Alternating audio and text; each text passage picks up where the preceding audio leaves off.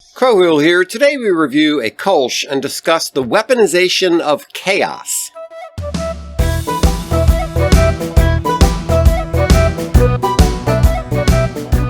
Hey, Bigweed, good evening. Good evening, good evening. How's it going? It's all right. All right, well, how about some beer and conversation? I think that's a great idea. So we've got a Kolsch here from Sky Blue Brewing. All right, very Fantastic. good. Well, what's on your mind? Well, I wonder, sometimes you have an article that comes out that's very influential, and it kind of becomes the statement of a movement.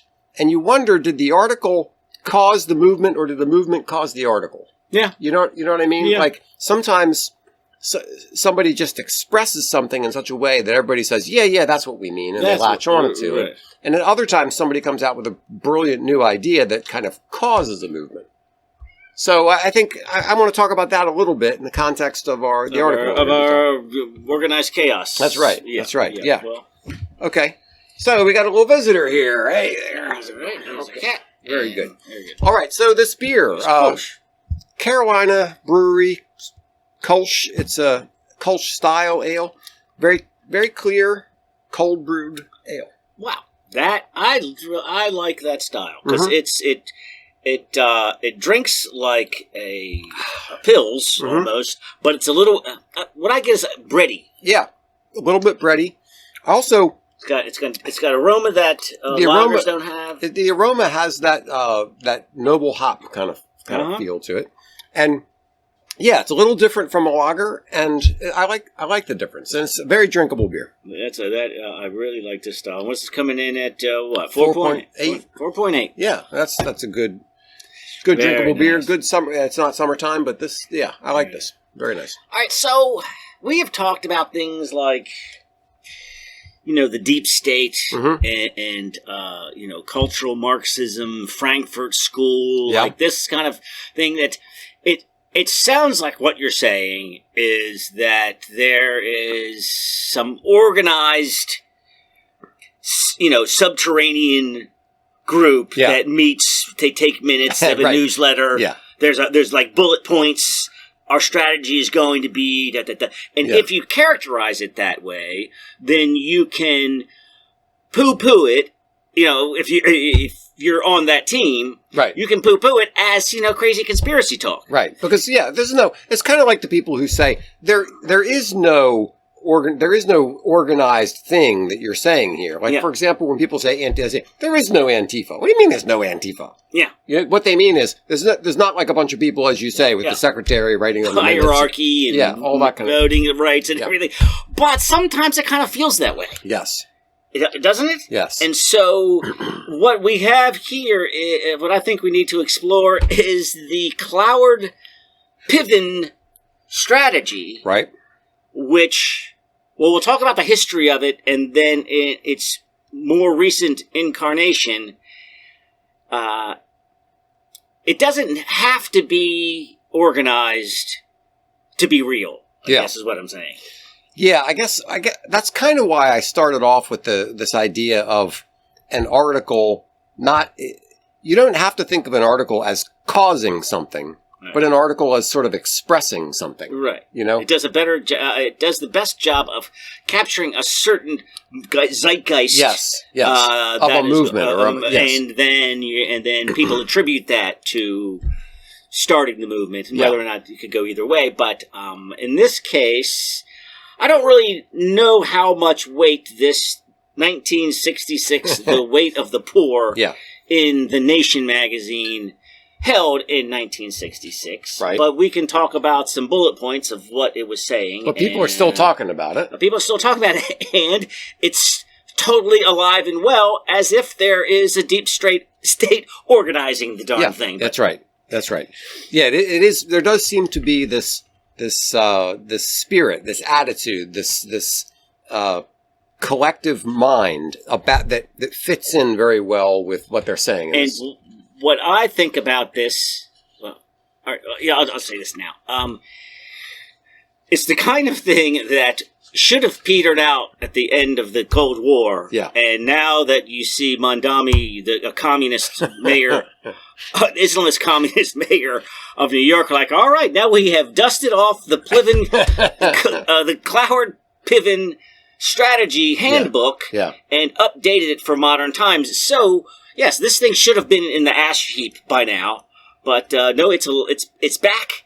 It's soon to be a bestseller, and but can we get back to 1966? Yeah, okay. So, the original premise was that not enough people were taking advantage of the benefits they could get from the government. So the welfare state was very new. The war on poverty is only 2 years, 1964, right? Yeah, So we just started the idea of just giving people money because they say they're poor.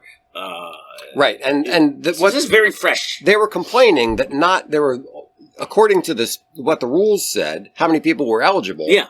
That, only a third or some small number of those people are actually getting those benefits. Right. And that what has to happen is more people need to get those benefits, but not for the sake of those people getting the benefits. No. Here's the weird thing about it. I know. It's not like they were saying, these people are poor, we want them to get these benefits because they're poor. They're poor people who are probably poor and dumb and don't know that they have access to the benefit. Right. That's legit. Yeah. And but the purpose of getting them all to get the benefits is not to make them, rise up out of poverty, but to cause a crisis. Yeah. The whole purpose in their mind was to cause a crisis so that it would cause a new federal program that would do some other thing. Yes. They were trying to say, look, this is being administered by the states and not enough people are getting their benefits. And some of it might be because people are tricking them or not, denying them benefits when they shouldn't or whatever. So we need to have such a ruckus and such a mess and such a bunch of demonstrations and trouble about this, that the federal government's going to have to step in with a new program to give everybody guaranteed minimum income. Yeah, exactly. They're instead of just saying, "Wow, this brand new idea of having a small welfare state for the most destitute," that's not nearly enough.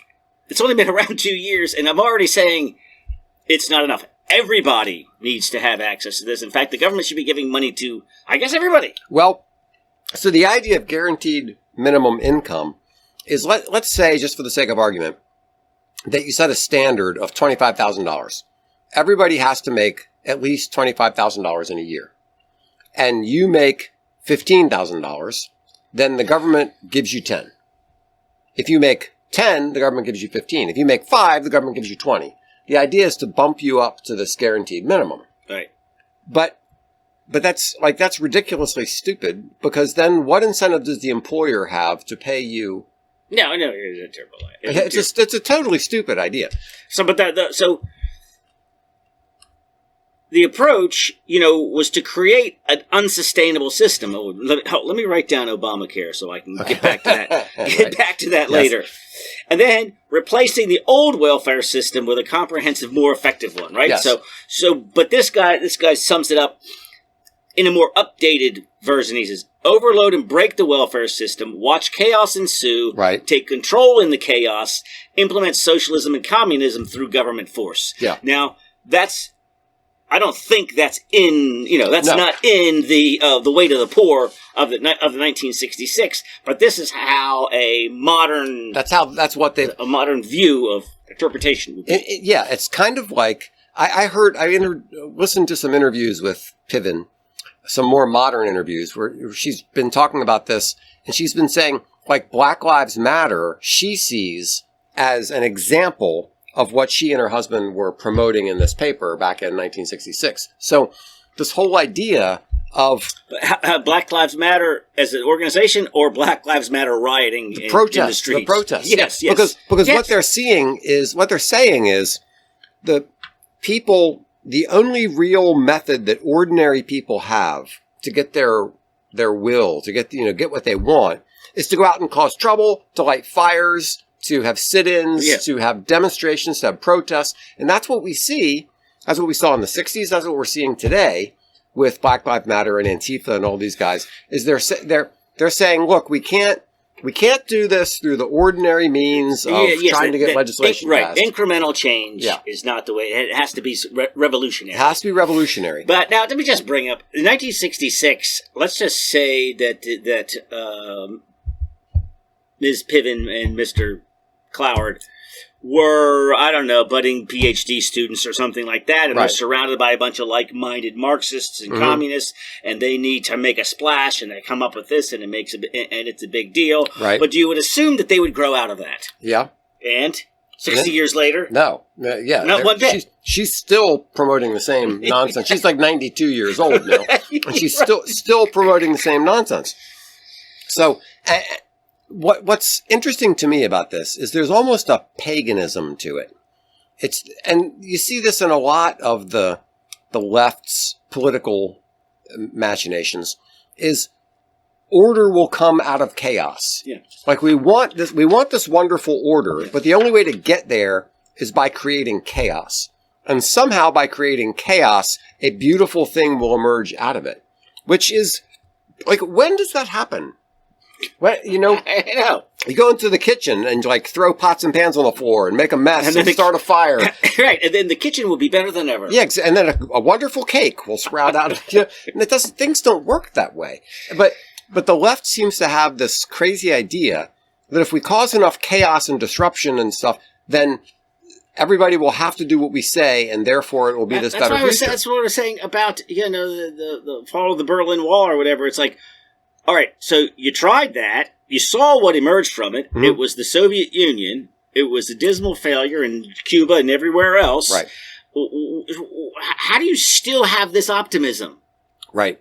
Where has socialism worked so that you can say, oh, gee, well, if socialism is so great, why aren't the boats going from Florida to Cuba instead of the other way? Yeah, I mean, all those Haitians, they have to paddle right past Cuba to go another 300 miles. That's right. To get to Florida. It's like socialism is so wonderful. They just go right there. Yeah. Right across the street. Mm-hmm. So here's other aspects of the strategy. Welfare as a right. Yeah. So benefits aren't charity. Mm-hmm.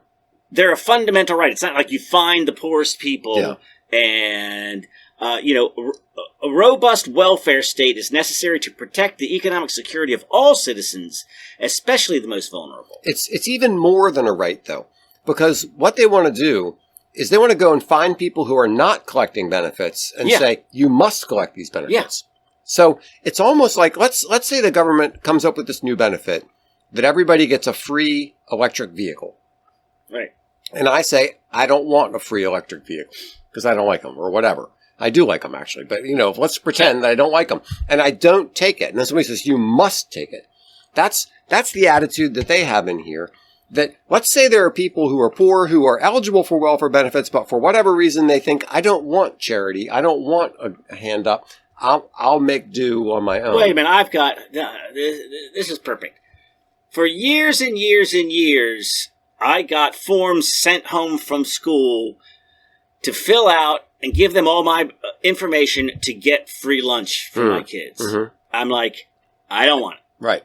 I'll pack lunches. I'll pay for lunches. I don't want it. I don't want to dig out my tax information. Right. I don't want to give it to you. Mm-hmm. And, my son would come home, like, sort of fretful, like, they're really putting a lot of pressure on me, Dad. You need to fill this thing out. I'm like, I'm not doing it. Right. Tell them I'm not doing it. Well, the idea was to overwhelm the system, and they did, and eventually all kids get free lunch. Huh. Interesting. It's the same strategy. It almost is. Yeah, then they decided that's not good enough.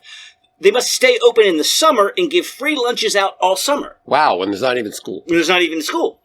I mean, it does seem like the Cloward-Piven strategy here. Right. Just like, no, we need more and more forms to come in, even if you don't need it, so that we can overwhelm the system and eventually get everyone free lunch. Well, and it worked in that case. It absolutely did. Because now everybody gets a free lunch, and all summer long they get a free lunch. Right. So this idea of systemic change, right? So incremental reforms that's not enough. We need to break down the system. And, right. Well, what's this new system you have in mind? Don't worry about it. Creative destruction. Yeah, it'll come out. Economic redistribution. Gosh, I saw this article. Like 30% of French work in the private sector. Huh. So that means, everybody else is a retiree or a government worker. And so they have to sustain the whole, which is all the rest of them. Yeah.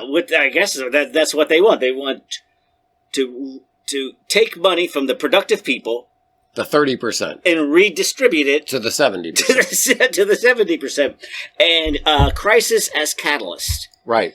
Yeah. So, well, never let a good crisis go to waste. Yeah. Well, that comes straight out of the Obama White House. That's right. Now, the one thing though that you said about the guaranteed income, it seems that requires at least some kind of effort, right? Like, all right, you have to show me that you're at least making 15, and I'll give you the other 10. Right. Well, this article written by your gal Piven in 2010. Okay. Right.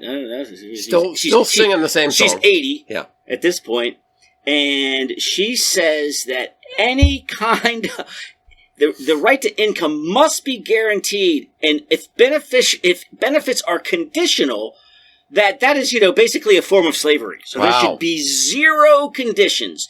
If you don't people are coerced into attending literacy classes. What? Whoa! Participating in medical or vocational rehabilitation regimes on the pain of having their benefits terminated. I bet you she would have been in favor of people having to show their vaccine card to get their benefits, though. Hell yes. I'll bet you. 100%. Yeah. So any restrictions or conditions to receive government benefits, that has to go. I mean, I'm like the complete opposite. I'm like, it should be basically like your 20-year-old son who doesn't want to take out the trash or whatever. Right, You know what I mean? It's like the government can say, as long as you're under my roof, these are the conditions. Right. These are the rules of the house. You don't have. You can move out, or you can get off welfare. Yeah. Yes, drug test. Yes, you have to do some minimum amount of work. Yeah. Yes, you have to get what is that? The Norplant. Oh, it's a contraception. Lasts like 3 years, but you can remove it as soon as you get off welfare. Mm-hmm. I mean, have massive.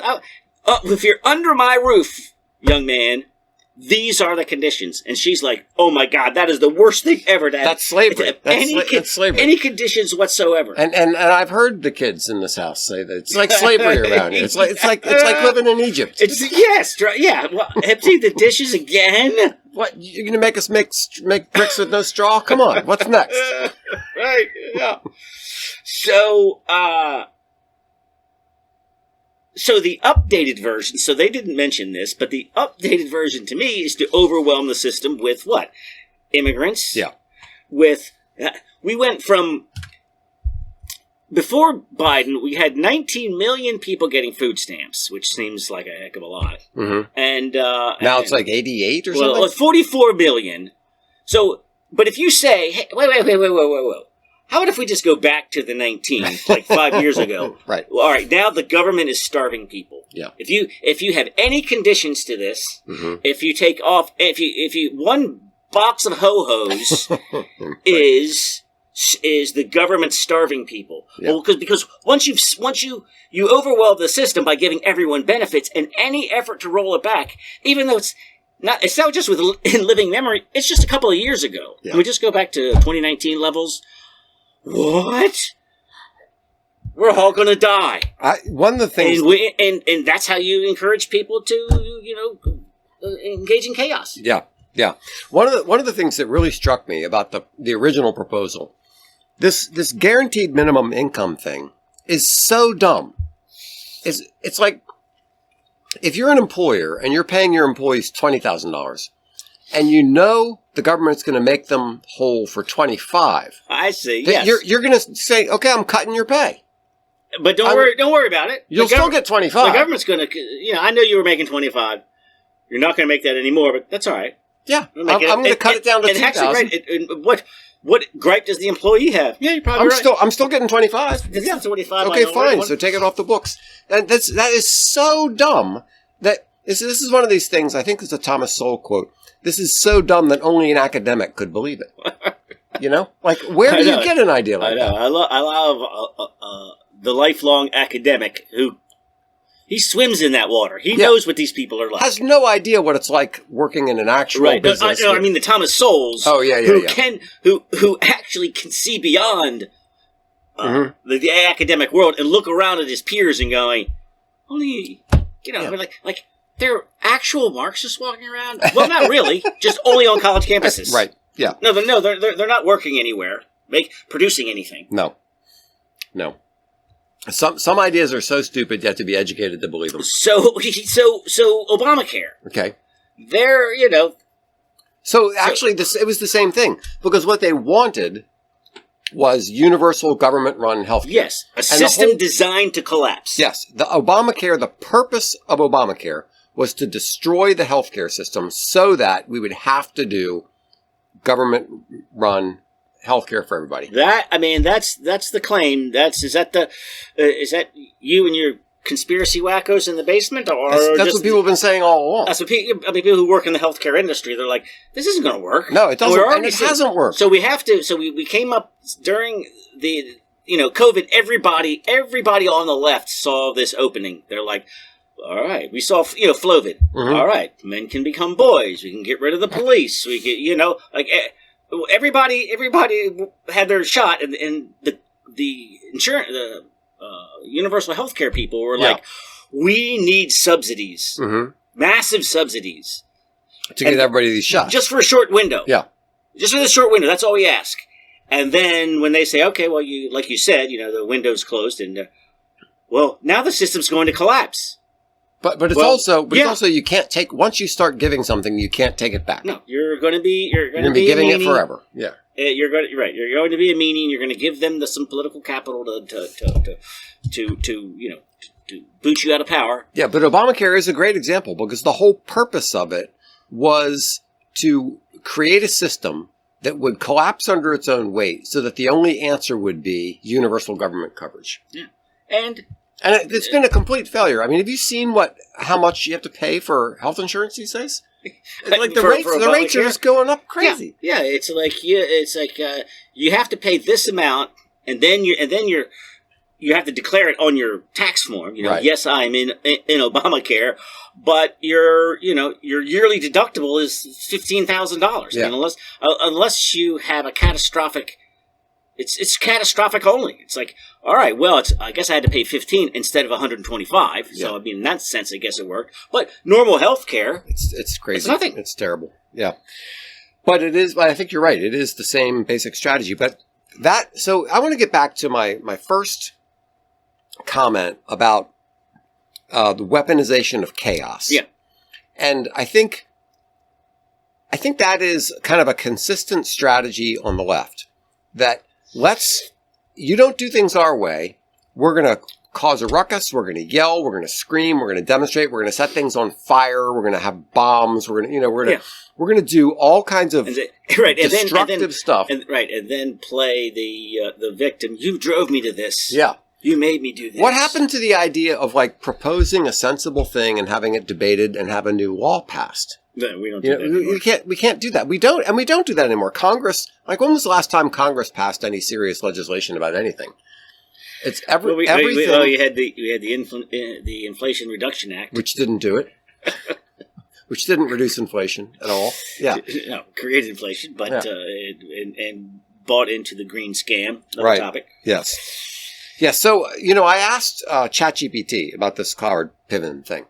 And ChatGPT was insistent that, okay, well, what it means is this. It absolutely does not mean that it's a strategy to cause chaos to bring about communism or socialism. It doesn't mean that at all. It was adamant about that? Oh, it is adamant about that. And then I went and listened to Piven herself on several different YouTube videos. Right. She is a socialist. Yes. And this is what she wants. And it wasn't me who linked the original paper to Black Lives Matter and Antifa and all that kind of stuff. She did it herself. Hold on, how about, can I share my ChatGPT image request? Ah, sure.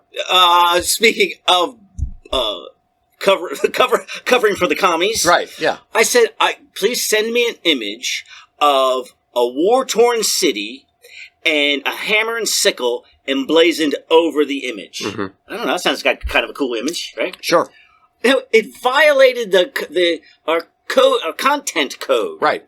It would not produce the image. Right. So, I mean, this is not subtly running cover for the commies. It's totally running cover for the commies. So that's the problem. All these technologies, all their secret hidden algorithms and all their rules and their terms and conditions are written by 25-year-old snot-headed liberals in California. And what they're doing is they're trying to say, oh, we don't want somebody to do that, so we're going to create a policy. But the idea is that it is a unfeeling computer, unbiased, unfeeling computer making decisions, and that's why it can be trusted. It's absolutely not. And I run into its bias all the time. I mean, I use ChatGPT a lot. And you see, like, there'd be a picture of, show me a Roman emperor. And it's a black woman. Right. Yeah. Right? Like, well, right. What are you doing over there? Some of the famous ones were like, show me a picture of a pope. Pope, yeah. And it shows like a bunch of women. It's like, what? What do you do? What? Right. So there's this built-in, like, equity diversity quotient into... Yeah. So hopefully, you use Grok? I've used it. Yeah. And is it better? It's supposed to be. I mean, I haven't used it enough to say. But okay. Yeah. But you would hope that it would be because it's a Elon Musk thing. But I don't know. The problem is that the underlying code down deep in the system is written by a bunch of these lefties, you know? So, yeah. So, yes, this Cloward-Piven strategy.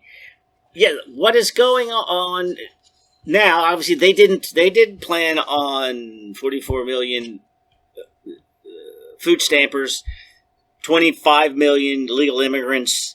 I don't believe that number. They've been saying 20 million illegal immigrants. Since Ronald Reagan. I know.